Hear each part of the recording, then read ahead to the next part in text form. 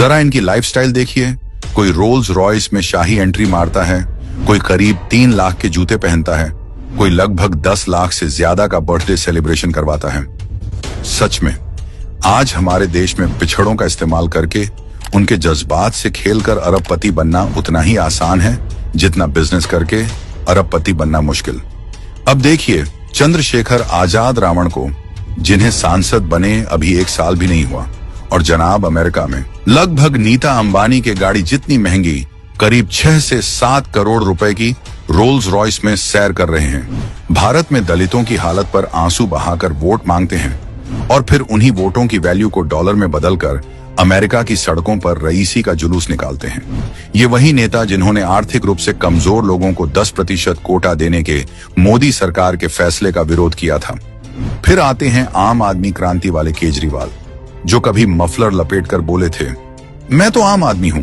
आम आदमी पार्टी के युवा विंग से जो जुड़ेगा उसको सिंपल और साधारण शादी करनी पड़ेगी। अब वही आदमी अपनी बेटी की शादी की रस्में 5 स्टार होटल शांघरी में करवाया, जहां एक कमरे का किराया लगभग 16,000 से शुरू होता है। इससे पहले 45 करोड़ का शीश महल बनवाया।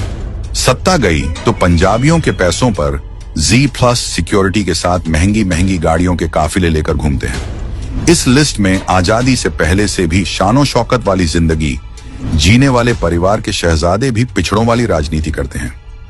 राहुल गांधी कहते हैं 52 साल हो गए, मेरे पास घर नहीं, लेकिन बर्बरी की 60,000 की जैकेट, 41,000 की टी शर्ट और 3 लाख के स्नीकर्स पहनकर घूमते हैं। हर महीने विदेशी ट्रिप और महंगाई की पदयात्रा भी 41,000 की टी शर्ट पहनकर निकालते हैं। समाजवादी पार्टी भी PDA कहकर अब संपन्नवादी पार्टी बन चुकी है। 40 करोड़ की संपत्ति और 25,000 की जैकेट पहनने वाला बेटा। जिन समर्थकों से वोट लेते हैं वो शायद 250 की जैकेट खरीदने में भी 2 बार सोचें। लालू और तेजस्वी का तो क्या ही कहना, गरीबों का नाम लेकर आज राजसी साम्राज्य खड़ा किया है। लालू के शहजादे आए दिन विदेशी ट्रिप, सूट बूट और 250 रुपए में 1 लीटर मिलने वाला महंगा एवियन पानी पीते हैं। लगभग 10 लाख से अधिक रुपयों का खर्च सिर्फ बर्थडे सेलिब्रेशन के पहनावे पर होता है। गरीबों और अल्पसंख्यकों के नाम की राजनीति करने वाले ये सारे नेता उनके लिए भले ही कुछ न किया हो, लेकिन खुद का घर भरने में कोई कसर नहीं छोड़ी। 2014 में ओवैसी के पास 4 करोड़ से अधिक की संपत्ति थी, जो 2024 में बढ़कर 19 करोड़ से भी ज्यादा हो गई। इन पर वक्फ की 3,000 करोड़ की संपत्ति हड़पने का आरोप है। लेकिन जिस समुदाय के नाम पर यह अपनी राजनीतिक रोटियां सेंकता है, उसी हैदराबाद के 63% समुदाय विशेष गरीब हैं।